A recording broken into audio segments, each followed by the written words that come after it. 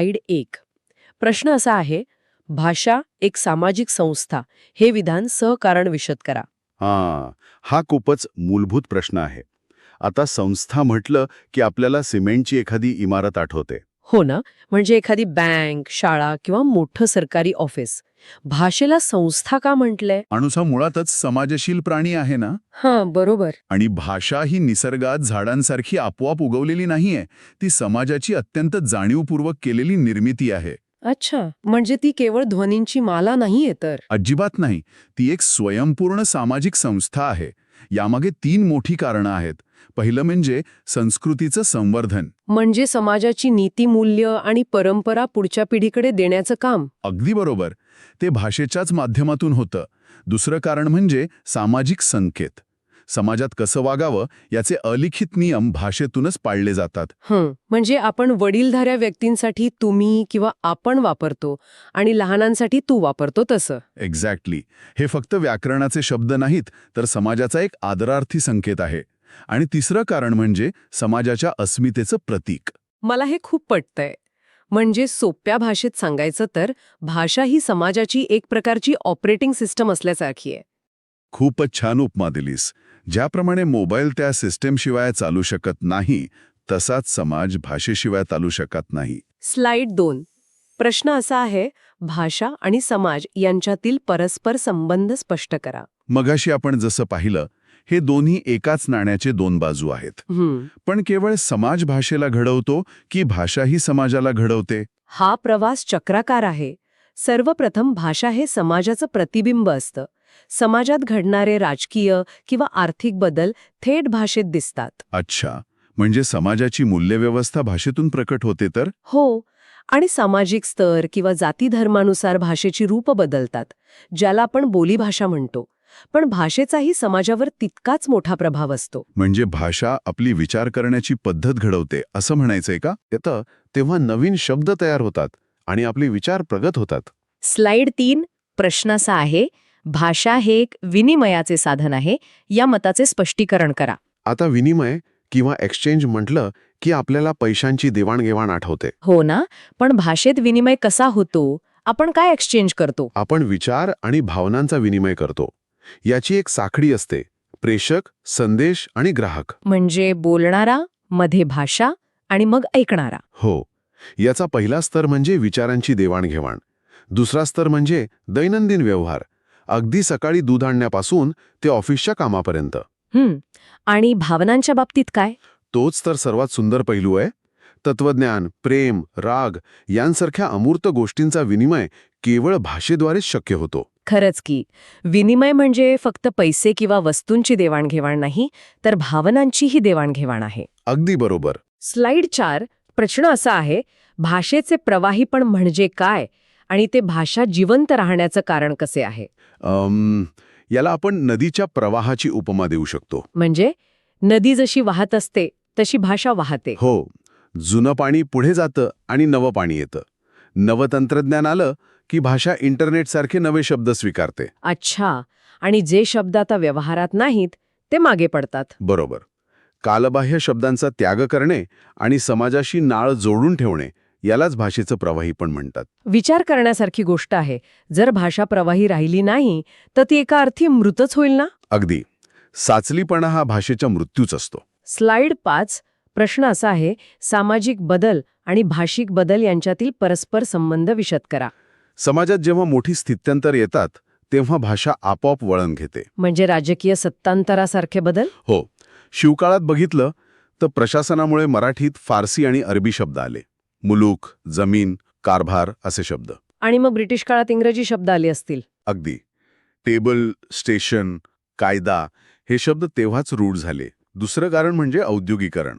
Railway आणि संगणकामुळे तांत्रिक शब्द आले. आणि सांस्कृतिक देवाणघेवाण सुद्धा महत्वाची असेल. हो ना. शिवाय विचार प्रणालीतील बदल हे सर्वात महत्वाचं कारण आहे. लोकशाही किंवा स्त्रीवाद यांसारख्या संकल्पना आल्या की भाषेत तसे बदल होतात. स्लाइड 6. प्रश्न असा आहे, फॉसिल पोएट्री म्हणजे काय आणि भाषेच्या संदर्भात ही संकल्पना का वापरली जाते? ही माझी अत्यंत आवडती संकल्पना आहे. फॉसिल म्हणजे जीवाश्म आणि पोएट्री म्हणजे कविता. मृत कविता असा याचा अर्थ होतो का? हो, याला मृतरूपके किंवा डेड मेटाफर्स म्हणतात. भाषेतील अनेक शब्द हे मूळतः कवींनी वापरलेले असतात. अच्छा, पण मग ते मृत कसे होतात? कारण अतिवापरामुळे आपण त्यातील काव्यात्मकता विसरून जातो आणि ते साधे व्यावहारिक शब्द म्हणून वापरतो. एखादं उदाहरण देऊ शकाल का? नक्कीच. आपण म्हणतो ना, आज लवकर तांबडं फुटलं. आता विचार कर, आकाश फुटणे आणि त्यातून तांबडा रंग बाहेर येणे ही किती सुंदर कविता आहे. अरे चा, खरंच की.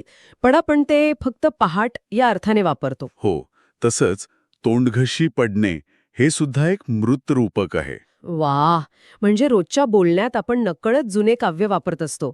हा खरोखरच एक आहा मोमेंट आहे. हो ना, भाषेची ही ताकद खूप अद्भुत आहे. स्लाइड 7. प्रश्न असा आहे, विवा शिरवाडकर यांच्या मते परकीय शब्दांना मराठी पर्याय देण्याचे काम कोणी व कसे करावे? कुसुमाग्रजांचं म्हणजे शिरवाडकरांचं यावर अत्यंत स्पष्ट मत होतं. मला नेहमी वाटायचं की हे काम भाषातज्ञांनीच करावं. पण शिरवाडकर म्हणायचे की हे काम फक्त बंद खोलीत बसलेल्या पंडितांचं नाहीये. मग कोणी करावं? सामान्य लोकांनी. हो, सर्वसामान्य लोक, कष्टकरी, तंत्रज्ञ यांनी सोपे आणि सुटसुटीत शब्द तयार करावेत. पण फक्त संस्कृत शब्दांचा आग्रह धरला तर? तोच तर प्रॉब्लेम आहे. पंडितांनी बनवलेले क्लिष्ट शब्द व्यवहारात रुळत नाहीत. जे नैसर्गिकरित्या रुळतील तेच खरे पर्याय मानावेत असं त्यांचं मत होतं. स्लाइड 8. प्रश्न असा आहे, नवाकाळी धोरण या शब्दप्रयोगाचा विवा शिरवाडकर यांनी कुठल्या अर्थाने वापर केला आहे? नवाकाळी धोरण म्हणजे आधुनिक आणि व्यावहारिक दृष्टिकोन स्वीकारणे. यात जुनाट बंधने झुगारून देणं अपेक्षित आहे. म्हणजे शुद्धतेचा अतिरेकी आग्रह न धरणं. हो, दुसरं म्हणजे परकीय उपयुक्त शब्दांचा मुक्त स्वीकार करणं. आणि तिसरा अर्थ काय आहे? तिसरा आणि सर्वात महत्वाचा अर्थ म्हणजे भाषा ही देवघरातील मूर्ती नसून दैनंदिन व्यवहाराचं हत्यार आहे असं मानणं. क्या बात आहे. देवघरातील मूर्तीची आपण फक्त पूजा करतो, पण हत्यार रोज वापरतो. अगदी. तिने माणसाचं जीवन सोपं करावं हेच नवाकाळी धोरण आहे. स्लाइड 9. प्रश्न असा आहे, भाषा समृद्धीची विविध कारणे सोदाहरण स्पष्ट करा. भाषा समृद्ध होण्यासाठी प्रामुख्याने 4 मोठी कारणं सांगता येतील. पहिलं कारण परकीय भाषांशी संपर्क असेल, हो ना? हो, डॉक्टर, जमीन, पगार यांसारखे शब्द बाहेरून येऊन भाषेला समृद्ध करतात. दुसरं कारण म्हणजे मगाशी आपण पाहिलेली रूपकांतून होणारी शब्दनिर्मिती. म्हणजे अकलेचा कांदा सारखे शब्द. बरोबर. तिसरं कारण म्हणजे नवतंत्रज्ञान, माऊस किंवा भ्रमणध्वनी असे शब्द. आणि चौथं कारण कोणतं? व्यावसायिक आणि प्रादेशिक बोली यातून प्रमाण भाषेत गावरान आणि अस्सल शब्द येतात, ज्यामुळे भाषेचा पोत अधिक श्रीमंत होतो. स्लाइड 10. प्रश्न असा आहे, रजिस्टर किंवा व्यवसायपर बोली म्हणजे काय? एखाद्या विशिष्ट व्यवसायातील लोक जे विशिष्ट शब्द वापरतात त्याला रजिस्टर म्हणतात. अच्छा, म्हणजे मी परवा एक कायदेशीर दस्तेवज वाचत होते, तेव्हा ते मला पूर्णपणे वेगळीच भाषा वाटली. तोच तर रजिस्टरचा प्रकार आहे. वकिली भाषेत कलम, जामीन, वादी प्रतिवादी हे शब्द असतात. आणि डॉक्टरांचं पण स्वतःचं रजिस्टर असतं ना? हो, निदान, अतिदक्षता विभाग हे त्यांचे शब्द आहेत. सुतारकाम किंवा सोनारकामात रंधा, सुहागा असे शब्द असतात. म्हणूनच डॉक्टरांचं प्रिस्क्रिप्शन वाचताना दुसरीच भाषा वाचल्यासारखं वाटतं, पण तो दिखावा नसून त्यांच्या कामाची गरज असते. अगदी बरोबर ओळखलंस. स्लाइड 11. प्रश्न असा आहे, ललित साहित्याची संकल्पना, वैशिष्ट्ये आणि प्रकार सांगा. ललित या शब्दाचा अर्थच सुंदर किंवा कलात्मक असा होतो. ज्या साहित्याचा हेतू वाचकाला आनंद देणं असतो त्याला ललित साहित्य म्हणतात. म्हणजे यात भावनांना जास्त महत्त्व असतं. हो, यात कल्पकता, भावनाप्रधानता आणि रंजकता असते. लेखकाचा आत्मविष्कार आणि सौंदर्यपूर्ण भाषा ही याची वैशिष्ट्ये आहेत. आणि याचे प्रकार कोणते? कथा, कादंबरी, नाटक आणि कविता हे याचे प्रमुख प्रकार आहेत. स्लाइड 12. प्रश्न असा आहे, वैचारिक लेखनाचे स्वरूप आणि उद्दिष्टे स्पष्ट करा. हे ललित साहित्यापेक्षा पूर्णपणे वेगळं असतं.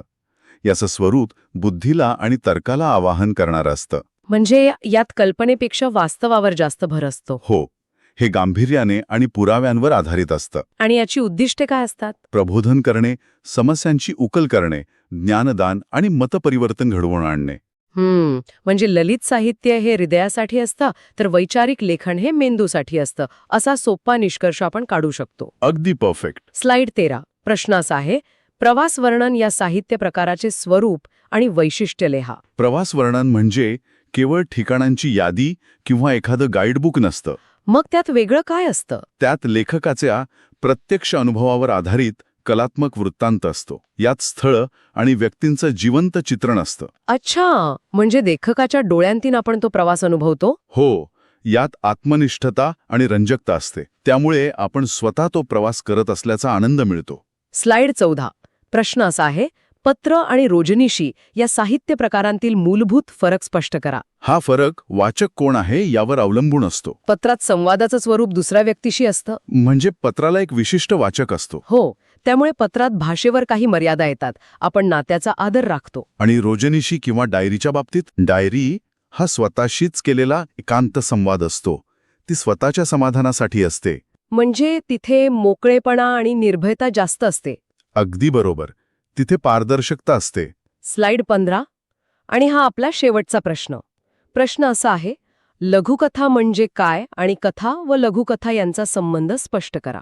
लघुकथा म्हणजे फक्त पानांची संख्या कमी असलेली कथा नाहीये बरं का. मग नक्की काय आहे? तो एखादा उत्कट क्षण वेगाने मांडणारा प्रकार आहे. कथा आणि लघुकथा यांच्यात विस्तार विरुद्ध संक्षेप असा फरक आहे. अच्छा, म्हणजे कथेत अनेक पात्र आणि मोठा काळ असू शकतो. हो, पण लघुकथा एकाच केंद्रबिंदूवर लक्ष केंद्रित करते.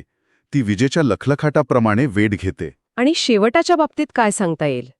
कथेचा शेवट अनेकदा अपेक्षित असतो, पण लघुकथेचा शेवट हा अचानक मिळणारा एखादा धक्का असू शकतो जो अनपेक्षित असतो. वा, म्हणजे कथा म्हणजे जर एखादा मोठा चित्रपट असेल तर लघुकथा म्हणजे एखादी प्रभावी शॉर्ट फिल्म आहे. एकदम समर्पक उपमा. तर या स्लाइड 1 प्रश्न असा आहे, भाषा एक सामाजिक संस्था हे गाडगे महाराजांच्या कीर्तनातील श्रोत्यांशी संवाद साधण्याच्या पद्धतीचं वेगळंपण स्पष्ट करा. हा प्रकार एखाद्या कंटाळवाण्या एकतर्फी भाषणासारखा नसून आधुनिक इंटरॅक्टिव्ह वर्कशॉपसारखा वाटतो, जिथे प्रेक्षकांना बोलके केले जाते. हे कसं होतं? कसं आहे, संत गाडगे महाराजांच्या कीर्तनाचं मुख्य वैशिष्ट्य म्हणजे जिवंत आणि थेट संवाद. ते एकतर्फी प्रवचन न करता म्हणजे ते फक्त उपदेश करत नव्हते. अजिबात नाही.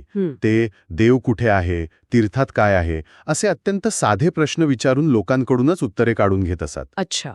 यामुळे कीर्तन रंजक आणि श्रोत्यांना खिळवून ठेवणारे होय. ग्रामीण बोलीभाषा आणि रोजच्या उदाहरणांमुळे अशिक्षित माणसालाही तत्वज्ञान सहज समजत असे. म्हणजे थेट संवाद. हो, आणि याच संवादात्मक दृष्टिकोनामुळे त्यांच्या कीर्तनातून खऱ्या अर्थाने लोकशिक्षण घडत असे. पुढचा प्रश्न असा आहे, पत्रलेखनातील समारोपाचे संबोधन म्हणजे काय आणि त्याचे विविध प्रकार कोणते? मला इथे एक प्रश्न पडलाय. हे समारोपाचे संबोधन हे दोन व्यक्तींमधील नात्याची नेमकी खोली दर्शवणारं मीटर असतं का? अगदी अचूक उपमा दिलीत तुम्ही. पत्राचा शेवट करताना वापरण्यात येणाऱ्या आदरयुक्त किंवा जिव्हाळ्याच्या शब्दांना समारोपाचे संबोधन म्हणतात. बरोबर. हे संबोधन नात्यानुसार बदलते. याचे प्रामुख्याने 2 प्रकार आहेत. पहिला म्हणजे अनौपचारिक पत्रांतील संबोधन. म्हणजे घरगुती पत्र. हो, जसं की आईवडिलांना तुझा किंवा तुमचा नम्र, मित्राला तुझा मित्र आणि लहान भावंडांना तुझा दादा किंवा ताई असं लिहिलं जातं. तिथे जिव्हाळा असतो. आणि दुसरा प्रकार म्हणजे औपचारिक पत्रांतील संबोधन. कार्यालयीन पत्रांत आपला नम्र, आपला कृपाभिलाषी किंवा आपला विश्वासू असा आदरार्थी समारोप केला जातो. पुढचा प्रश्न असा आहे, रोजनिशी आणि पत्रलेखन या 2 साहित्य प्रकारांमधील साम्य आणि भेद स्पष्ट करा. मला वाटतं रोजनिशी लिहिणे म्हणजे आरशासमोर उभे राहून स्वतःशी बोलण्यासारखे आहे, तर पत्र लिहिणे म्हणजे फोनवर दुसऱ्याशी बोलण्यासारखे आहे. हे बरोबर आहे का? हां, हे अगदी बरोबर आहे. साम्य बघायला गेलं तर दोन्ही प्रकारात आत्मकथन आणि स्वानुभव असतो. म्हणजे स्वतःचे विचार मांडलेले असतात. अगदी लेखकाचे विचार पारदर्शकपणे व्यक्त होतात. मात्र भेद असा आहे की पत्र हे दुसऱ्या व्यक्तीला उद्देशून असते. म्हणजे तिथे थोडं भान ठेवावं लागतं. नक्कीच. तिथे संवाद आणि समोरच्या व्यक्तीचे भान राखावे लागते, त्यामुळे भाषेवर थोडं नियंत्रण असते. याउलट रोजनिशी हा स्वतःशीच साधलेला संवाद असतो. अच्छा. ती अत्यंत खाजगी असते. त्यामुळे लेखकाची भाषा अत्यंत मुक्त, उत्स्फूर्त आणि निर्भय असते. पुढचा प्रश्न असा आहे, साने गुरुजींचं सुंदर पत्रे या पुस्तकातून कोणते शैक्षणिक आणि भावनिक विचार व्यक्त होतात? पण इथे मला एका गोष्टीवर भर द्यायचा आहे. यातील एक वाक्य लक्ष वेधून घेते की शिक्षण म्हणजे केवळ पुस्तकी ज्ञान नव्हे. तर मग खऱ्या शिक्षणाची व्याख्या त्यांनी काय केली आहे? कसंय, साने गुरुजींची प्रगल्भ शैक्षणिक दृष्टी यातून दिसते. त्यांच्या मते मनसोक्त खेळणे, निसर्गाशी एकरूप होणे आणि निसर्गाशी एकरूप होणे? आणि दुसऱ्यांच्या दुःखात सहभागी होणे हेच खऱ्या शिक्षणाचे अंग आहे. अरे वा, हे खूप सखोल आहे. अगदी. भावनिक विचारांच्या बाबतीत सांगायचं तर त्यांच्या पत्रांतून एक मातृसुलभ वात्सल्य आणि मुलांच्या सर्वांगीण विकासाची तळमळ व्यक्त होते. त्यांच्या शब्दांतून सहानुभूती आणि संस्कारांचे भावनिक सिंचन मुलांच्या मनावर होते.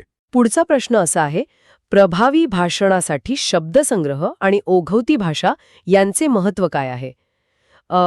भाषेला जर एखादे अस्त्र मानले तर शब्दसंग्रह हा त्यातील दारुगोळा आहे आणि ओघवती भाषा हे तो चालवण्याचे कौशल्य आहे, असे म्हणता येईल का? हां, नक्कीच म्हणता येईल. समृद्ध शब्दसंग्रहामुळे वक्त्याला आपल्या मनातील विचार अचूकपणे आणि नेमक्या शब्दांत मांडता येतात. म्हणजे योग्य वेळी योग्य शब्द सुचणं. अगदी. योग्य ठिकाणी योग्य शब्दाचा वापर थेट प्रभाव पाडतो. तर ओघवतेपणामुळे भाषणात एक नैसर्गिक लय आणि प्रवाहितपणा येतो. पण जर अडखळत बोललं तर रसभंग होतो. अडखळत बोलल्याने श्रोत्यांचं लक्ष विचलित होतं. याउलट सहज आणि ओघवती भाषा विचार थेट हृदयापर्यंत पोचवते. पुढचा प्रश्न असा आहे, कीर्तन या माध्यमाचा लोकशिक्षण म्हणून कशा प्रकारे प्रभावी वापर केला जातो? कीर्तन हे मनोरंजन आणि प्रबोधन यांचा समतोल कसा काय साधू शकते? हे बघा, कीर्तन हे महाराष्ट्राच्या सांस्कृतिक परंपरेतील अत्यंत प्रभावी बहुमाध्यम आहे. त्यात संगीत, अभिनय, काव्य आणि निवेदन यांचा सुरेख संगम असतो. म्हणजे एक प्रकारे जुन्या काळातलं मल्टीमीडियाच. अगदी बरोबर. संत ज्ञानेश्वरांपासून ते गाडगे महाराजांपर्यंत सर्वांनी अंधश्रद्धा आणि अज्ञान नष्ट करण्यासाठी याचा वापर केला. साध्या आणि बोलीभाषेतील उदाहरणांद्वारे नीतिमूल्य, स्वच्छता आणि समतेचा संदेश दिला जातो. समूह मनाला साथ घालण्याच्या ताकदीमुळे ते लोकशिक्षणाचे जिवंत माध्यम ठरते. पुढचा प्रश्न असा आहे, रोजनिशी म्हणजे दैनंदिनी हे आत्मकथनाचे सर्वात विश्वसनीय अंग कसे मानले जाते? पण इथे मला थोडी शंका आहे. एखादी व्यक्ती स्वतःच्या रोजनिशीतही खोटे लिहून स्वतःचीच फसवणूक करू शकत नाही का? ती 100% विश्वसनीय कशी मानायची? हा प्रश्न खूपच रास्त आहे. पण रोजनिशी विश्वसनीय मानण्याचे 3 मुख्य आधार आहेत. पहिला म्हणजे तात्काळ प्रतिक्रिया. अच्छा, म्हणजे लगेच नोंद होते म्हणून. हो, यात बाह्यवाचक नसतो, त्यामुळे कृत्रिमता किंवा दिखावेपणा नसतो. दुसरा आधार म्हणजे प्रामाणिकपणा. व्यक्ती स्वतःचे दोष, चुका, आनंद अत्यंत प्रामाणिकपणे नोंदवते. कारण दुसरं कोणी वाचणार नसतं. अगदी. आणि तिसरा महत्वाचा आधार म्हणजे स्मृती विरुद्ध नोंद. आत्मकथन कालांतराने लिहिताना स्मृती दगा देऊ शकते, पण रोजनिशीत घटना त्याच दिवशी नोंदवल्याने कमालीची अचूकता असते. यामुळेच ती पारदर्शक आणि विश्वसनीय मानली जाते. पुढचा प्रश्न असा आहे, साने गुरुजींनी लिहिलेल्या पत्रांमधून त्यांची निसर्गदृष्टी कशा प्रकारे उलगडते? त्यांनी निसर्गाला केवळ पाहण्याची गोष्ट न मानता त्याच्या पलीकडे जाऊन कसे पाहिले आहे? कसंय, त्यांच्या पत्रांतून निसर्गाशी असलेलं अद्वैत जाणवते. त्यांच्या मते निसर्ग हा केवळ पाहण्याचा विषय नसून म्हणजे फक्त निसर्ग सौंदर्य नाही, तो मानवी जीवनाचा अविभाज्य भाग आणि उत्तम शिक्षक आहे. पत्रांमध्ये पावसाचे, झाडांचे, नद्यांचे अत्यंत जिवंत वर्णन येते. निसर्गाच्या सान्निध्यात माणसाचं मन निर्मळ आणि विशाळ होते. हा उदात्त विचार ते वारंवार मांडतात. पुढचा प्रश्न असा आहे, भाषणाचे स्वरूप स्पष्ट करून त्यात वक्त्याची जबाबदारीची भूमिका काय असते ते सांगा. म्हणजे वक्ता हा एखाद्या बसच्या ड्रायव्हरसारखा असतो का, ज्याच्या हातात शेकडो श्रोत्यांच्या विचारांचे स्टिअरिंग व्हील असते? क्या बात आहे. एकदम योग्य उपमा. भाषण हे माहिती श्रोत्यांपर्यंत पोहोचवण्याचं मौखिक माध्यम आहे. बरोबर. यासाठी विषयाचे सखोल ज्ञान आणि श्रोत्यांच्या मानसिकतेची जाण लागते. यात वक्त्याची भूमिका अत्यंत जबाबदारीची असते. केवळ शब्दांचा खेळ न करता विचारांतील प्रामाणिकपणा जपणे आवश्यक असते. म्हणजे दिशाभूल होऊ नये म्हणून. अगदी. चुकीची माहिती देऊन दिशाभूल करणे टाळणे आणि सकारात्मक विचार समाजापर्यंत पोचवणे ही वक्त्याची नैतिक जबाबदारी असते. पुढचा प्रश्न असा आहे, भाषिक सर्जनशीलतेमध्ये विपुलता म्हणजे फ्लुएन्सी या घटकाचे काय महत्त्व आहे? इथे विपुलता म्हणजे केवळ भरभर बोलणे असा अर्थ आहे की यामागे काहीतरी सखोल विचार आहे? नाही, भरभर बोलणे हा अर्थ इथे अजिबात नाही.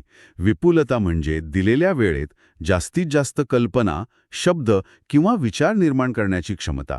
अच्छा, म्हणजे पर्यायांची संख्या. अगदी. जेव्हा विपुल भरमाणात शब्द आणि कल्पना असतात तेव्हा योग्य आणि नाविन्यपूर्ण पर्यायांची निवड करणं सोपं जाते. ही विपुलता केवळ शब्दांची नसते तर आशयाचीही असते, ज्यामुळे विचार अनेक वेगवेगळ्या मार्गांनी प्रभावीपणे मांडता येतात. पुढचा प्रश्न असा आहे, सर्जनशील प्रक्रियेत लवचिकता म्हणजेच फ्लेक्सिबिलिटी हा घटक नेमके काय कार्य करतो? हे एखाद्या ट्रॅफिकमध्ये अडकल्यावर नवीन रस्ता शोधणाऱ्या GPS सिस्टमसारखे आहे का? हो, हे अगदी तसंच आहे. एकाच ठराविक चाकोलीतून विचार न करता विचारांची दिशा बदलण्याची क्षमता म्हणजे लवचिकता. म्हणजे अडून राहायचं नाही. बरोबर. जुन्या रूढ पद्धतींना न चिकटता नवीन मार्ग स्वीकारणे हे याचं मुख्य कार्य. भाषिक पातळीवर सांगायचं तर एकाच शब्दाचा वेगवेगळ्या संदर्भात वापर करणे किंवा वाक्यरचना बदलणे. होय, किंवा एकाच अर्थासाठी विविध वाक्यरचना शोधणे, ज्यामुळे अभिव्यक्तीमध्ये नेहमी ताजेपणा येतो. पुढचा प्रश्न असा आहे, भाषिक सर्जनशीलतेमधील मौलिकता म्हणजेच ओरिजिनॅलिटी ही संकल्पना स्पष्ट करा. पण आजच्या काळात जिथे सर्व काही आधीच लिहून झाले आहे तिथे पूर्णपणे नवीन असे काही खरोखरच असू शकते का? खरं तर मौलिकता हा सर्जनशीलतेचा सर्वोच्च टप्पा आहे. इतरांचे अनुकरण न करता स्वतःची वेगळी निर्मिती करणे. म्हणजे शून्य निर्माण करणे. नाही, भाषेच्या संदर्भात पारंपरिक शब्दांना एक नवा आणि अनपेक्षित अर्थ प्राप्त करून देणे. अच्छा, दृष्टिकोन नवा हवा. अगदी. एखाद्या नेहमीच्या घटनेकडे नव्या दृष्टिकोनातून पाहणे आणि ते अशा शब्दांत मांडणे जे यापूर्वी कोणीही वापरले नसतील, हे मौलिकतेचे लक्षण आहे, ज्यामुळे वाचकांच्या मनावर कायमचा ठसा उमटतो. पुढचा प्रश्न असा आहे, शब्दनिष्ठ सर्जनशीलता म्हणजे काय आणि तिचा भाषेच्या संरचनेशी कसा संबंध आहे? सर्जनशीलता म्हणजे नियमांचे उल्लंघन करणे असे आपण मानतो. मग ह्या सर्जनशीलतेचा व्याकरणाच्या संरचनेशी कसा संबंध येतो? हा खूपच मनोरंजक विरोधाभास आहे. शब्दनिष्ठ सर्जनशीलता म्हणजे मूळ शब्दांना, अर्थांना आणि ध्वनींना कल्पकतेने वापरून नवनिर्मिती करणे. पण भाषेची संरचना ही व्याकरण आणि शब्दसंग्रह यावर आधारलेली असते. हां. सर्जनशील लेखक या संरचनेच्या मर्यादेत राहूनच शब्दांची विशिष्ट मांडणी करतो. उदाहरणार्थ यमक जुळवणे किंवा वाक्प्रचारांचा वापर करणे. म्हणजे नियम मोडून चालत नाही. नाही, संरचनेचा सखोल अभ्यास असल्याशिवाय शब्दांशी खेळता येत नाही. म्हणूनच सर्जनशीलता ही भाषेच्या संरचनेवरच उभी असते. पुढचा प्रश्न असा आहे, साहित्यातील रूपकात्मकता म्हणजे मेटाफर आणि उपमा म्हणजे सिमिली या दोन संकल्पनांमधील फरक स्पष्ट करा. म्हणजे तो वाघासारखा धावतो आणि तो वाघच आहे या दोन वाक्यांत जो फरक आहे तोच इथे अभिप्रेत आहे का? अतिशय अचूक. उपमा अलंकारात दोन वस्तूंमधील साम्य दाखवण्यासाठी सारखा, सम, जेवी अशा शब्दांचा थेट वापर होतो. उदाहरणार्थ, तिचे मुख चंद्रासारखे सुंदर आहे. म्हणजे इथे तुलना उघड दिसते. बरोबर. पण रूपक अलंकारात दोन वस्तू इतक्या एकरूप मानल्या जातात की त्या वेगळ्या नसून एकच आहेत असे ठामपणे भासवले जाते. अच्छा. यात सारखा शब्द नसतो. उदाहरणार्थ, तिचे मुख म्हणजे जणू चंद्रच. रूपक हे उपमेपेक्षा अधिक सखोल असते. पुढचा प्रश्न असा आहे, साहित्यात अलंकार कशाला म्हणतात आणि त्याचे सौंदर्यवर्धनातील कार्य काय आहे? म्हणजे जसे साध्या कपड्यांवर एखादा दागिना घातल्याने सौंदर्य खुलून दिसतं, तसाच प्रकार भाषेच्या बाबतीत होतो का? बरोबर ओळखलत. ज्याप्रमाणे दागिन्यांनी शरीराचे सौंदर्य वाढते, तशीच भाषेची परिणामकारकता वाढवण्यासाठी विशिष्ट शब्दरचना किंवा अर्थांच्या छटांचा जो वापर होतो त्याला अलंकार म्हणतात. आणि याचे प्रकार कोणते? प्रामुख्याने शब्दालंकार आणि अर्थालंकार असे याचे प्रकार आहेत. अच्छा. यामुळे भाषेतील रटाळपणा दूर होतो, त्यात नादमाधुर्य आणि नाविन्य निर्माण होते. दुनियेत जाणार आहोत. बरं. प्रश्न आहे, मानव्य विद्या आणि नैसर्गिक विज्ञान यांमधील मूलभूत फरक स्पष्ट करा. या दोन टोकाच्या वाटणाऱ्या शाखांमध्ये नेमका काय फरक आहे? डॉक्टर सदा कराडे यांनी हा फरक अतिशय सोप्या भाषेत स्पष्ट केला आहे. नैसर्गिक विज्ञान हे प्रामुख्याने भौतिक सृष्टी आणि नैसर्गिक नियमांचा अभ्यास करते. अच्छा. विज्ञानात वस्तुनिष्ठतेला आणि कार्यकारण भावाला अधिक महत्त्व असते. एक मिनिट, हा कार्यकारण भाव म्हणजे नेमकं काय हे जरा सोप्या भाषेत सांगता येईल का? कार्यकारण भाव म्हणजे कॉज अँड इफेक्ट. ढग आले की पाऊस पडतो हे एक वैज्ञानिक कारण आहे. समजलं. याउलट मानव्य विद्या ही मानवाचे वर्तन, भावना, मूल्य आणि संस्कृती यांचा अभ्यास करते. तिथे मानवी संवेदना आणि अनुभवांचे महत्त्व असते. म्हणजेच जर हे जग एक घर असेल तर नैसर्गिक विज्ञान आपल्याला सांगतं की या घराच्या विटा आणि भिंती कशा रचल्या आहेत. बरोबर. आणि मानवविद्या आपल्याला सांगते की या घरात एक कुटुंब म्हणून आनंदाने आणि मूल्यानुसार कसं राहायचं. थोडक्यात विज्ञान कसे घडते हे सांगते आणि मानवविद्या का जगायचे हे शिकवते. बरोबर? हे अगदी परिपूर्ण उदाहरण आहे. कसे आणि का या दोन शब्दांतच या दोन ज्ञानशाखांचा मूळ फरक दडलेला आहे. क्या बात है. आता 13वा विषय एका महान समाजसुधारकाच्या कार्याविषयी आहे. प्रश्न आहे, कर्मवीर भाऊराव पाटील यांच्या जीवनकार्याचा आढावा मृत्युलेख या पाठावरून घ्या.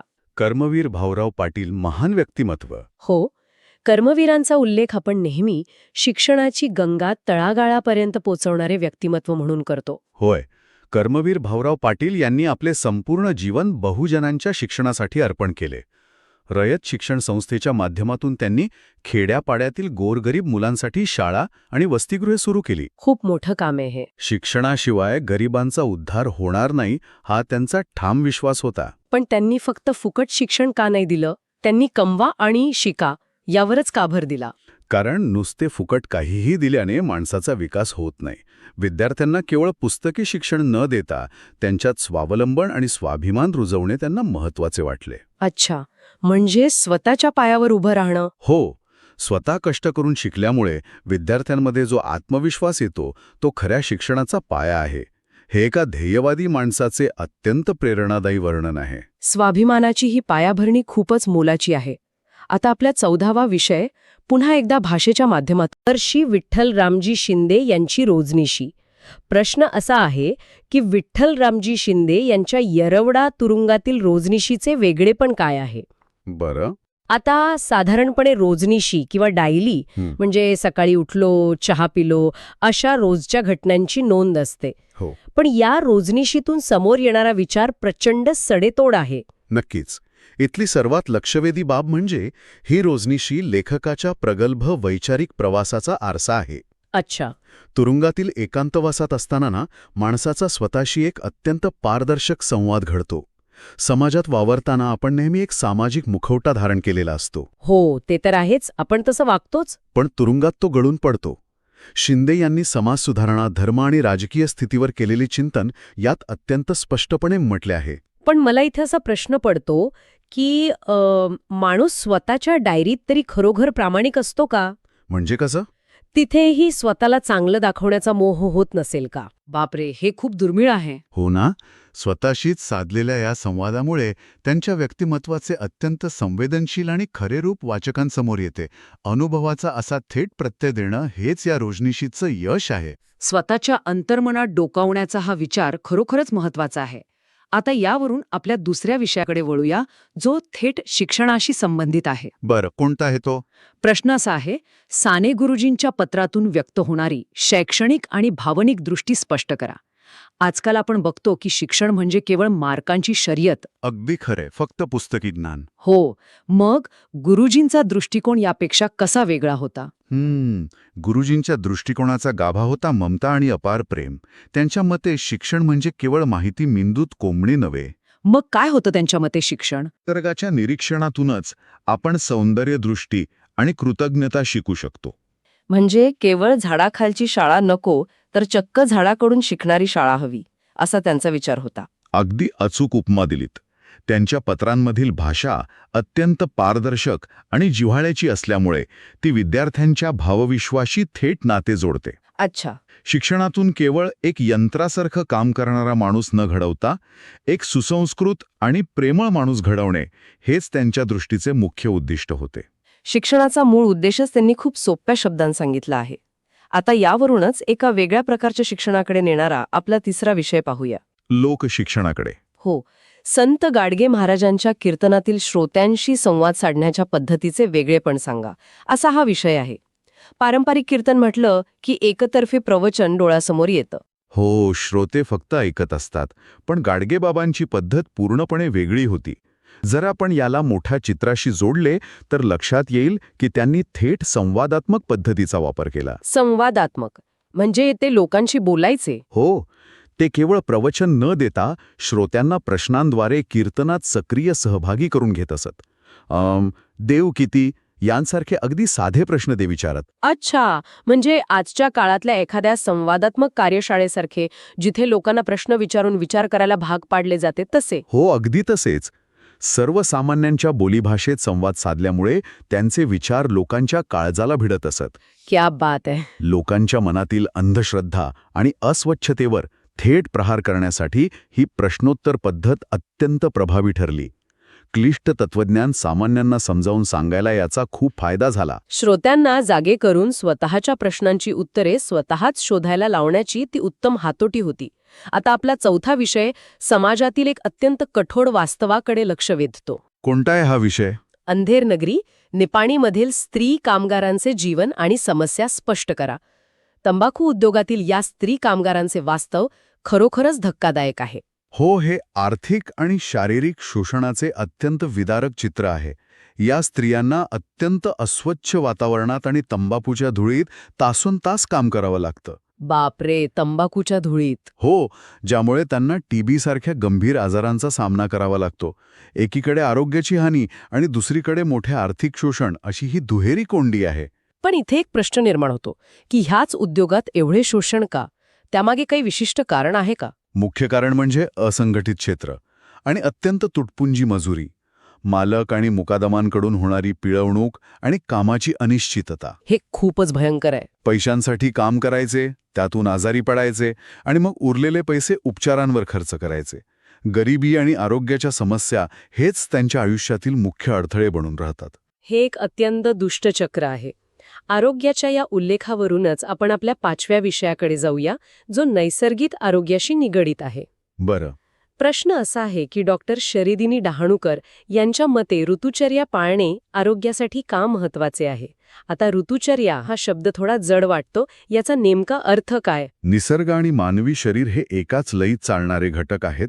सूर्याचे उत्तरायण आणि दक्षिणायन या 2 अयनकालानुसार ऋतुचक्र सतत बदलत असते. अच्छा, म्हणजे निसर्गातील बदल. हो, या नैसर्गिक बदलांचा थेट परिणाम मानवी शरीरातील वात, पित्त आणि कफ या 3 दोषांवर होतो. म्हणजे आपलं शरीर हे एखाद्या सोलर पॅनलसारखं आहे का, जे बाहेरच्या हवामानानुसार आणि सूर्याच्या स्थितीनुसार आपली अंतर्गत ऊर्जा बदलत असतं? हे अगदी योग्य उदाहरण आहे. बाहेर थंडी वाढली की शरीराला उष्णतेची गरज असते, त्यानुसार पचनसंस्था बदलते. समजलं. डॉक्टर डहाणूकर यांच्या मते या ऋतुमानाप्रमाणे जर आपण आपल्या आहार आणि विहाराचं योग्य नियोजन केले तर शरीराचा हा नैसर्गिक समतोल टिकून राहतो. म्हणूनच ऋतुचर्या ही आरोग्याची गुरुकिल्ली मानली जाते. निसर्गाशी जुळवून घेणे हेच खरे आरोग्य. आता आपला 6वा विषय एका कायम चर्चेला जाणाऱ्या वादावर भाष्य करतो. वाद कोणता? प्रश्न आहे धर्मनिष्ठा आणि विज्ञाननिष्ठा या संकल्पनांमधील अन्योन्य संबंध स्पष्ट करा. अनेकदा असा समज असतो की धर्म आणि विज्ञान हे एकमेकांचे कट्टर शत्रू आहेत. हो, साधारणपणे तसंच मानलं जातं. पण डॉक्टर सदा करागे यांच्या मते हे पूर्णपणे वेगळं आहे. अगदी. डॉक्टर कराडे यांनी अतिशय स्पष्ट केले आहे की धर्म आणि विज्ञान हे एकमेकांचे विरोधी नसून पूरक आहेत. विज्ञान म्हणजे बाह्य जगाचा वेध घेणारी दृष्टी आणि धर्म याउलट धर्मनिष्ठा म्हणजे कर्मकांडे नव्हेत, तर ती मानवी मूल्यांशी आणि कर्तव्याशी निगडीत असते. ती मानवाच्या आंतरिक वृत्तीचे नियमन करते. म्हणजे जर मानवी जीवन ही एक गाडी मानली तर विज्ञान हे त्या गाडीचं इंजिन आहे, जे आपल्याला वेगाने पुढे नेते. बरोबर. आणि धर्मनिष्ठा किंवा मूल्ये हे त्या गाडीचं स्टिअरिंग व्हील आहे, जे योग्य दिशा दाखवते असं म्हणता येईल का? अगदी तंतोतंत. यावरून हाच महत्वाचा विचार समोर येतो की विज्ञानातील तर्कनिष्ठता आणि धर्मातील नैतिकता यांचा मेळ घातल्यासच मानवी संस्कृती अधिक प्रगल्भ होऊ शकते. इंजिन आणि दिशा या दोन्ही गोष्टी महत्वाच्या आहेतच. दिशा मिळण्यावरून मला आपला 7वा विषय आठवतो, जो महान शास्त्रज्ञ अल्बर्ट आइन्स्टाईन यांच्याशी संबंधित आहे. आइन्स्टाईन, क्या बात आहे. प्रश्न आहे, आइन्स्टाईन यांच्या मते शिकण्याची सर्वात चांगली पद्धत कोणती? आपण सगळेच शाळेत पाठांतर करून आलो आहोत, पण नुसती माहिती गोळा करणे म्हणजे शिक्षण नव्हे. नक्कीच. आईन्स्टाईन यांच्या मते शिकण्याची सर्वात चांगली पद्धत म्हणजे स्वतः कृती करून शिकणे. केवळ व्याख्यानांचे पाठांतर करणे म्हणजे खरे शिक्षण नव्हे. मग नेमकं काय करायला हवं विद्यार्थ्यांनी? विद्यार्थ्याने स्वतः एखाद्या विषयाचा सखोल अनुभव घ्यावा आणि त्यातून नवनवीन वाटा शोधाव्यात. इथे मला असा अर्थ लागतोय की शिक्षकाची भूमिका ही फळ्यावर फक्त माहिती लिहिणाऱ्याची नसून एक होकायंत्र बनून विद्यार्थ्याच्या जिज्ञासेला योग्य दिशा देण्याची असली पाहिजे. अगदी बरोबर. शिक्षण असे असावे जे विद्यार्थ्याच्या कल्पनाशक्तीला चालना देईल. मुक्तपणे विचार करण्यास प्रवृत्त करणे हीच आईन्स्टाईन यांच्या मते शिकण्याची सर्वात प्रभावी पद्धत आहे. कल्पनाशक्ती आणि अनुभव हेच खरे गुरु आहेत. आता 8व्या विषयाकडे येऊया, जो मराठी साहित्यातील एका अत्यंत महत्त्वाच्या आत्मकथनावर आधारित आहे. बरं, कोणता विषय आहे हा? प्रश्न आहे, लक्ष्मण माने यांच्या उपरा या आत्मकथनातील ग्रामीण जीवनाचे चित्रण करा. सर्वात आधी मला सांगा, उपरा या शब्दाचा नेमका अर्थ काय? उपरा म्हणजे असा माणूस ज्याला स्वतःचे घर किंवा स्वतःच्या हक्काचे गाव नाही. अच्छा, म्हणजे बाहेरचा. हो, हा शब्द एका कायम भटकंती करणाऱ्या समाजाचे प्रतिनिधित्व करतो. या आत्मकथनात लक्ष्मण माने यांनी ग्रामीण भागातील उपेक्षित आणि भटक्या समाजाचे अत्यंत जिवंत चित्रण केले आहे. पण त्यांच्या या वाट्याला आलेल्या हालांमागे केवळ गरिबी हे एकच कारण होते का? नाही, गरिबी हा एक भाग झाला, पण मुख्य कारण होते जातीय व्यवस्थेतील विषमता आणि सामाजिक व्यवस्थेने त्यांना दिलेली दुय्यम वागणूक. हे खूपच वेदनादायी आहे. हो ना. लेखकाने आपल्या बालपणीच्या अनुभवांच्या माध्यमातून ग्रामीण जीवनातील अडाणीपणा, तिथल्या कठोर रूढी आणि उपेक्षित समाजाचे होणारे शोषण प्रभावीपणे मांडले आहे. हे एक अत्यंत अस्वस्थ करणारे दर्शन आहे. एका समाजाला स्वतःचं अस्तित्व सिद्ध करण्यासाठी किती संघर्ष करावा लागतो हे यातून दिसते. आता 9व्या विषयाकडे वळताना आपण साहित्यातील एका वेगळ्याच भावनेचा विचार करणार आहोत. नक्कीच. सांगा. प्रश्न आहे, ग्रेस यांच्या चिमण्या या ललित निबंधातील कारुण्य आणि अलिप्तता स्पष्ट करा. घरटे जाळले गेल्यावर चिमण्यांच्या वाट्याला येणारे दुःख आणि तरीही त्यांचे जगण्याप्रती असलेली चैतन्य, असा हा विषय आहे. कवी ग्रेस यांच्या लेखणीचेच हेच सर्वात मोठे वैशिष्ट्य आहे. या निबंधात जीवनातील कारुण्य म्हणजे संवेदनशीलता आणि अलिप्तता म्हणजे तटस्थपणा यांचा सुरेख समन्वय दिसतो. पण मला सांगा, हे दोन्ही एकत्र कसं असू शकतं? म्हणजे जर तुम्ही संवेदनशील आहात तर तुम्ही तटस्थ कसे राहू शकता? हा विरोधाभास नाही का? तोच तर कलावंताचा दृष्टिकोन असतो. निसर्गातील लहान घडामोडींमधील मानवी जीवनातील क्लेश आणि सौंदर्य लेखकाला जाणवतात. अच्छा. चिमण्यांचे घरटे मोडल्याचे दुःख त्यांना आतून हलवून सोडते. पण त्याचवेळी एक त्रयस्थ निरीक्षक म्हणून ते निसर्गाचे चक्रही अलिप्तपणे पाहतात. याच भावव्याकुळतेतून हे साहित्य जन्माला येते. म्हणजे वेदना जाणवणे आणि तरीही त्या वेदनेकडे एका साक्षीदारासारखे पाहणे. खूपच सुंदर. आता 10वा विषय आपल्याला इतिहासाकडे घेऊन जातो. बरं. प्रश्न आहे, हरितात्यांचे इतिहास प्रेम कोणत्या गोष्टींवरून दिसून येतंय? इतिहास आवडणे म्हणजे आपण फक्त जुन्या गोष्टी वाचतो, पण हरितात्यांच्या बाबतीत हे प्रेम खूप सक्रिय दिसते. होय, कारण हरितात्यांचे इतिहास प्रेम हे केवळ पुस्तकांपुरते मर्यादित नाही, ते त्यांच्या प्रत्येक कृतीतून दिसून येते. ते ऐतिहासिक वास्तूंचे रक्षण करतात. अच्छा, म्हणजे प्रत्यक्ष काम करतात. अगदी. जुन्या वस्तू, कागदपत्रे आणि किल्ले यांच्या संवर्धनासाठी ते सतत धडपड करत असतात. म्हणजे इतिहास ही त्यांच्यासाठी म्युझियममध्ये ठेवण्याची वस्तू नसून ती रोज जगण्याची आणि अनुभवण्याची गोष्ट आहे. तर अगदी बरोबर. थोर पुरुषांच्या पराक्रमाच्या गोष्टी सांगताना ते ज्या प्रकारे रंगून जातात त्यावरून त्यांचा जिव्हाळा दिसतो. इतिहासाचा हा वारसा पुढच्या पिढीपर्यंत पोहोचवणे हेच त्यांनी आपले उद्दिष्ट मानले आहे. ऐतिहासिक वारसाचा हा अभिमान खरोखरच प्रेरणादायी आहे. आपला 11वा विषय समाजव्यवस्थेवरील एका परखड मतावर आधारित आहे. कोणता विषय आहे तो? कडे लक्ष वेधतो. इथे आपण पाठातील लेखिकेच्या विचारांचे फक्त वस्तुनिष्ठ विश्लेषण करत आहोत हे आधी स्पष्ट करणं गरजेचे आहे. आपण स्वतः कोणतीही बाजू घेत नाही आहोत. हो, नक्कीच. ते स्पष्ट करणं गरजेचं आहे. आशा मुंडले यांनी पुरुषांच्या या दुहेरी भूमिकेवर प्रहार केला आहे. अनेकदा एखादा पुरुष स्वतः घर कोंबडा म्हणजे घराबाहेर न पडणारा किंवा कर्तृत्वहीन असला तरी त्याला आपली पत्नी मात्र उंबरठ्याच्या आत न राहणारी, स्मार्ट आणि सर्व कामात दक्ष हवी असते. पण इथे कोणी असाही युक्तिवाद करू शकेल की हा केवळ मानसिकतेचा नाही तर घरातल्या श्रमविभाजनाचा डिव्हिजन ऑफ लेबरचा भाग असू शकतो. हो, तसं म्हणता येईल. मग लेखिका याला दुहेरी मापदंड का म्हणतायत? कारण लेखिकेच्या मते इथे अपेक्षांची समानता नाही. समाजाने पुरुषांना कमतरता लपवण्याचे स्वातंत्र्य दिले आहे, परंतु स्त्रियांकडून ते परिपूर्णतेची अपेक्षा करतात. हे तर खरंय. स्त्रियांकडे केवळ उपभोग्य वस्तू किंवा घराची शोभा म्हणून पाहण्याची ही वृत्ती सामाजिक विषमतेचे निदर्शक असल्याचे लेखिकेने म्हटले आहे. समाजातील या विषमतेचं हे एक सडेतोड निरीक्षण आहे. आता 12व्या विषयाकडे वळूया, जिथे आपण पुन्हा एकदा ज्ञानशाखांच्या दुनियेत जाणार आहोत. बरं. प्रश्न आहे, मानव्य विद्या आणि नैसर्गिक विज्ञान यांमधील मूलभूत फरक स्पष्ट करा. या दोन टोकाच्या वाटणाऱ्या शाखांमध्ये नेमका काय फरक आहे? डॉक्टर सदा कराडे यांनी हा फरक अतिशय सोप्या भाषेत स्पष्ट केला आहे. नैसर्गिक विज्ञान हे प्रामुख्याने भौतिक सृष्टी आणि नैसर्गिक नियमांचा अभ्यास करते. अच्छा. विज्ञानात वस्तुनिष्ठतेला आणि कार्यकारण भावाला अधिक महत्त्व असते. एक मिनिट, हा कार्यकारण भाव म्हणजे नेमकं काय, हे जरा सोप्या भाषेत सांगता येईल का? कार्यकारण भाव म्हणजे कॉज अँड इफेक्ट. ढग आले की पाऊस पडतो, हे एक वैज्ञानिक कारण आहे. समजलं. याउलट मानव्य विद्या ही मानवाचे वर्तन, भावना, मूल्य आणि संस्कृती यांचा अभ्यास करते. तिथे मानवी संवेदना आणि अनुभवांचे महत्त्व असते. म्हणजेच जर हे जग एक घर असेल तर नैसर्गिक विज्ञान आपल्याला सांगतं की या घराच्या विटा आणि भिंती कशा रचल्या आहेत. बरोबर. आणि मानवविद्या आपल्याला सांगते की या घरात एक कुटुंब म्हणून आनंदाने आणि मूल्यानुसार कसं राहायचं. थोडक्यात विज्ञान कसे घडते हे सांगते आणि मानवविद्या का जगायचे हे शिकवते. बरोबर? हे अगदी परिपूर्ण उदाहरण आहे.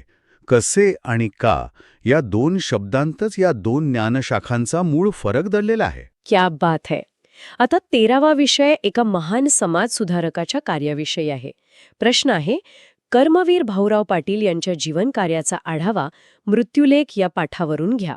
कर्मवीर भाऊराव पाटील महान व्यक्तिमत्व. हो, कर्मवीरांचा उल्लेख आपण नेहमी शिक्षणाची गंगा तळागाळापर्यंत पोचवणारे व्यक्तिमत्व. वास जसा नकळत घेतो तशीच भाषाही आपण नकळत वापरत असतो. पण त्या भाषेला एक आकार देणारे, तिला अर्थपूर्ण बनवणारे जे नियम असतात ते आज आपण या सत्रात पाहणार आहोत. हो, आणि आजचं आपलं उद्दिष्ट हेच आहे की व्याकरणाचे नियम, शब्दांच्या जाती, वाक्यरचना आणि भाषेतील सौंदर्य यांचा सखोल अभ्यास करायचा. तर मग सुरुवात करूया. माझ्याकडे पहिली स्लाइड आहे. यावरचा प्रश्न मी आधी वाचते. प्रश्न आहे, ह्रस्व, दीर्घ ईकार व उकार लिहिण्याचे मराठीतील नियम सोदाहरण स्पष्ट करा. हा खरोखरच लेखनाचा पाया आहे. मराठीत याचा एक अत्यंत स्पष्ट नियम आहे. तो म्हणजे शब्दाच्या शेवटी येणारे ई आणि ऊकार नेहमी दीर्घ म्हणजे दुसरे लिहावेत.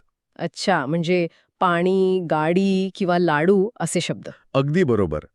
तुम्ही जर उच्चार करून पाहिलात तर लक्षात येईल की शेवटच्या अक्षरावर आपला श्वास थोडा लांबतो. त्यामुळे ते नैसर्गिकरित्या दीर्घ असतात.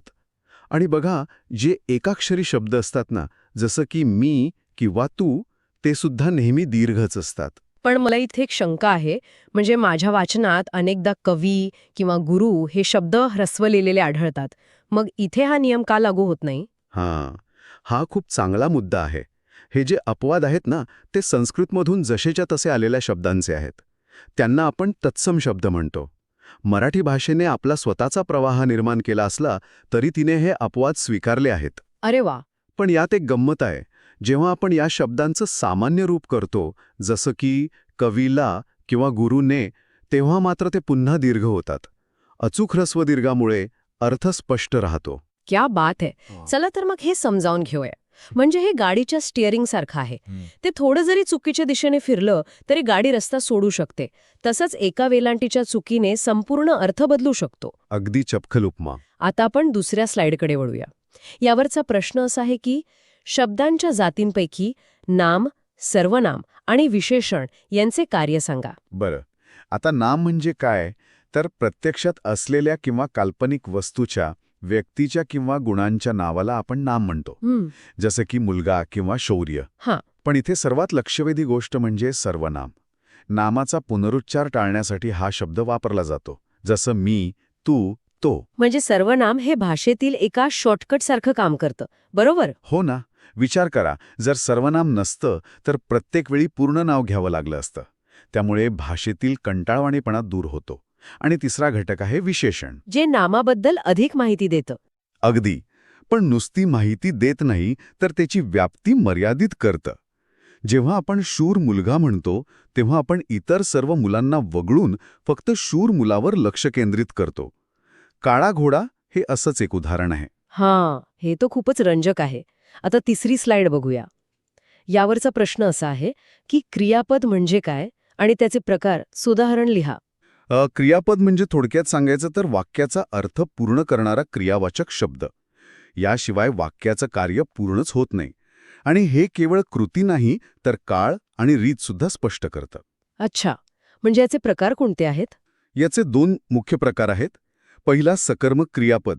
यात अर्थपूर्ण होण्यासाठी कर्माची गरज असते. उदाहरणार्थ, राम आंबा खातो. इथे आंबा हे कर्म आहे. आणि जर कर्म नसेल तर त्याला आपण अकर्मक क्रियापद म्हणतो. तिथे अर्थ कर्माशिवाय पूर्ण होतो. जसं तो बसला. इथे कृती पूर्ण झाली आहे. याशिवाय संयुक्त, प्रयोजक अशीही क्रियापदे असतात. म्हणजे क्रियापदाशिवाय वाक्य म्हणजे इंजिन नसलेल्या गाडीसारखंच आहे नाही का? फक्त सुटे भाग असतात पण गाडी पुढे जात नाही. अगदी बरोबर. आणि गाडीचा विषय निघालाच तर आपण चौथ्या स्लाइडकडे जाऊया. हो, चौथी स्लाइड विरामचिन्हांबद्दल आहे. प्रश्न वाचते मी. विरामचिन्हे म्हणजे स्वल्पविराम, अर्धविराम, पूर्णविराम वापरण्याचे नियम सांगा. आता ह्या स्लाइडवर जे ट्रॅफिक सिग्नलचं चित्र दिलंय ते खूप बोलकं आहे. पूर्णविराम म्हणजे काय? तर जेव्हा विधान पूर्ण होतं तेव्हा आपण तो देतो. तो एक प्रकारचा लाल सिग्नल आहे. आणि स्वल्पविराम? स्वल्पविराम तेव्हा वापरतात जेव्हा एकाच जातीचे अनेक शब्द लागोपाठ येतात किंवा संबोधन दर्शवायचं असतं. पण सर्वात जास्त गोंधळ उडतो तो अर्धविराम वापरताना. हो, ते नक्की कधी वापरायचं हे बऱ्याच जणांना समजत नाही. याचं सोपं सूत्र आहे. जेव्हा 2 छोटी स्वतंत्र वाक्य उभयान्वयी अव्ययाने जोडलेली असतात ना, तेव्हा पहिल्या वाक्याच्या शेवटी अर्धविराम वापरतात. यामुळे लेखनात स्पष्टता येते आणि वाचकाला कुठे थांबायचं हे समजतं. म्हणजे ट्रॅफिक सिग्नलकडे दुर्लक्ष केल्यावर जसा अपघात होतो तसाच चुकीच्या ठिकाणी विरामचिन्ह वापरल्यास वाक्याचा अर्थाचा अपघात होऊ शकतो. अगदी तसंच. चला आता 5वी स्लाइड. यावरचा प्रश्न आहे संयुक्त वाक्य आणि मिश्र वाक्य यांच्यातील फरक उदाहरणासह स्पष्ट करा. यातलं जे संयुक्त वाक्य आहे त्यात 2 किंवा अधिक स्वतंत्र आणि समान दर्जाची वाक्य असतात. ती आणि, व, पण या शब्दांनी जोडली जातात. यात जोडणी महत्वाची असते. म्हणजे मी अभ्यास केला आणि मी पास झालो, हे संयुक्त वाक्य आहे. हो, अगदी बरोबर. या उलट मिश्र वाक्यात अवलंबित्व महत्वाचं असतं. यात एक मुख्य वाक्य आणि त्यावर अवलंबून असणारी गौण वाक्य असतात. अच्छा, म्हणजे कारण किंवा जरतरमे जोडलेली वाक्य. हो. उदाहरणार्थ, जे चकाकते ते सोने नसते. इथे एक भाग दुसऱ्यावर अवलंबून आहे. म्हणजे मला असं वाटतंय की संयुक्त वाक्य हे 2 स्वतंत्र मित्रांसारखं आहे जे एकत्र राहतात, तर मिश्र वाक्य हे एका मुख्य व्यक्तीवर अवलंबून असलेल्या कुटुंबासारखं आहे. खूपच सुंदर उपमा. आता आपण 6व्या स्लाइडकडे वळूया. हो. प्रश्न आहे, वाक्याच्या प्रयोगांपैकी कर्तरी आणि कर्मणी प्रयोगाची लक्षणे सांगा.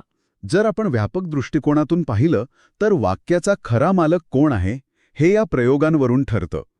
कर्तरी प्रयोगात कर्ता हा प्रधान असतो. क्रियापद हे कर्त्याच्या लिंग आणि वचनानुसार बदलतं. जसं तो आंबा खातो, इथे तो हा कर्ता आहे. अगदी बरोबर. इथे कर्ता नेहमी प्रथमा विभक्तीत असतो, पण कर्मणी प्रयोगात सत्तांतर होतं. इथे कर्म प्रधान असतं. म्हणजे कर्माचा हुकूम चालतो. हो ना. इथे क्रियापद हे कर्माच्या लिंग वचनानुसार बदलतं आणि कर्त्याला बहुधा ने किंवा नी असे प्रत्यय लागलेले असतात. जसं त्याने आंबा खाल्ला. बापरे, व्याकरणात अशी सत्ता गाजवली जाते याचा आपण विचारच करत नाही. आता 7वी स्लाइड बघूया. प्रश्न आहे, प्रशासनिक संज्ञांसाठी मराठी प्रतिशब्द लिहा. उदाहरणे आहेत कलेक्टर, कमिशनर, इंजिनियर इत्यादी. शासकीय व्यवहार अधिक सुस्पष्ट आणि सर्वसामान्यांना समजण्यायोग्य करण्यासाठी हे प्रतिशब्द निश्चित केले आहेत. पण हे शब्द वापरण्याची खरंच गरज असते का? नक्कीच असते. यामुळे प्रशासनात पारदर्शकता येते. जसं इंजिनियरसाठी अभियंता, कलेक्टरसाठी जिल्हाधिकारी, कमिशनरसाठी आयुक्त. अच्छा, कुलपती, कुलसचिव हे शब्द सुद्धा याच प्रकारात येतात ना? हो, प्रोफेसरसाठी प्राध्यापक, मॅनेजरसाठी व्यवस्थापक आणि सेक्रेटरीसाठी सचिव. इंग्रजी शब्दांऐवजी हे अधिकृत मराठी शब्द वापरण्याने भाषेला आणि संवादाला खरोखरच एक विशेष वजन आणि प्रतिष्ठा प्राप्त होते. अगदी खरंय. आता 8वी स्लाइड. यावरचा प्रश्न आहे समानार्थी शब्द लिहा. उदाहरणे आहेत हात, नेत्र, मस्तक, मुलगा, आकाश, निवास आणि डोळा. आता बघा, हाताला आपण कर, हस्त, बाहू म्हणू शकतो. नेत्र किंवा डोळा यासाठी नयन, चक्षू, लोचन असे शब्द आहेत. निवासाठी घर, सदन, गृह, आलय. बरोबर. आणि मस्तकासाठी शिर, माथा, डोके. मुलासाठी पुत्र, सूत, तनुज. तर आकाशासाठी नभ, गगन, अंबर, आभाळ. एकाच गोष्टीसाठी अनेक शब्द असणे हे भाषेची समृद्धी दर्शवते. हो, आणि लेखनात किती वैविध्य येते यामुळे. नक्कीच. ही एक प्रकारची शब्दानिष्ठ सर्जनशीलता आहे. आता याच्या अगदी उलट 9वी स्लाइड. प्रश्न आहे विरुद्धार्थी शब्द लिहा. उदाहरणे दिली आहेत देव, शिक्षित, अनुकूल, मान आणि दाता. परस्पर विरोधी संकल्पना स्पष्ट करण्यासाठी यांचा वापर होतो. अनेकदा अन, अप्प यांसारखे उपसर्ग लावून हे शब्द तयार होतात. देव विरुद्ध दानव किंवा दैत्य. अनुकूलचं प्रतिकूल. मान, अपमान. हो. दाता म्हणजे देणारा, तर त्याच्या विरुद्ध याचक. तसंच सत्य, असत्य, आहार, अनाहार. साहित्यात विरोधाभास निर्माण करण्यासाठी हे शब्द किती प्रभावी ठरतात हे यावरून स्पष्ट होतं. प्रकाशाचं महत्त्व अंधारामुळेच कळतं ना. अगदी. आता 10वी स्लाइड. प्रश्न आहे कालवाचक शब्दांचे म्हणजे दैनिक, साप्ताहिक, मासिक इत्यादींचे अर्थ स्पष्ट करा. हे शब्द प्रकाशनाची वारंवारता समजण्यासाठी वापरले जातात. दैनिक म्हणजे दररोज येणारं. साप्ताहिक म्हणजे दर 8 दिवसांनी. आणि पाक्षिक म्हणजे 15 दिवसांनी ना. हो, बरोबर. मासिक म्हणजे महिन्यातून एकदा. द्वैमासिक म्हणजे दर 2 महिन्यांनी आणि त्रैमासिक म्हणजे दर 3 महिन्यांनी. आणि वर्षातून एकदा येणारं वार्षिक. अगदी बरोबर. स्लाइडवरील ती जी टाईमलाईन ग्राफिक आहे त्यामुळे वेळेचं हे मोजमाप अत्यंत सोप्या पद्धतीने डोळ्यासमोर उभं राहतं. खरंय. आता 11वी स्लाइड पाहूया. हां. प्रश्न असा आहे की अभ्यस्त शब्द म्हणजे काय आणि त्याचे प्रकार उदाहरणांसह लिहा. शब्दांची किंवा अक्षरांची पुनरावृत्ती होऊन तयार होणाऱ्या शब्दांना आपण अभ्यस्त शब्द म्हणतो. यामुळे भाषेला नादमाधुर्य आणि एक डौल प्राप्त होतो. याचे प्रकार कोणते आहेत? पहिला आहे पूर्ण अभ्यस्त. यात मूळ शब्द जसाच्या तसा पुन्हा येतो. जसं लाल लाल, घरघर, क्षण. अच्छा. आणि दुसरा प्रकार आहे अंश अभ्यस्त.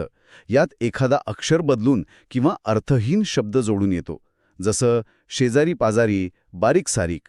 अरे वा. इथे एक अतिशय रंजक गोष्ट आहे. आपण रोजच्या जीवनात शेजारी पाजारी किंवा दगड बिगड असे शब्द सर्रास वापरतो, पण त्याला अंश अभ्यस्त म्हणतात. हे व्याकरणिक सत्य किती आश्चर्यकारक आहे. हो ना. आणि यात अनुकरणवाचक शब्दसुद्धा येतात. जसं गडगड. क्या बात है. आता 12वी स्लाइड. प्रश्न आहे भाषण म्हणजे काय? भाषणाची भाषा आणि वक्त्याची भूमिका स्पष्ट करा. भाषण ही एक मौखिक संवाद कला आहे. यातली भाषा ही सोपी, सुबोध, ओघवती आणि श्रोत्यांच्या मानसिकतेनुसार नादपूर्ण असावी लागते. आणि यात वक्त्याची भूमिका काय असते? वक्त्याची दुहेरी भूमिका असते. माहिती देणं आणि श्रोत्यांच्या भावनांना आवाहन करणं. यासाठी विषयाचं सखोल ज्ञान, शब्दांवर प्रभुत्व आणि आत्मविश्वास लागतो. स्लाइडमधील वेन आकृती अत्यंत मार्मिक आहे. हो, ती 3 वर्तुळे. अगदी. उत्कृष्ट भाषण ही भाषा, कौशल्य आणि भावना यांच्या अचूक संगमातूनच तयार होतं. आणि भावनांचा सर्वात प्रभावी वापर कुठे होतो तर जाहिरातीत. आपली 13वी स्लाइड जाहिरात लेखनावर आहे. प्रश्न वाचते. जाहिरात लेखनात यमक किंवा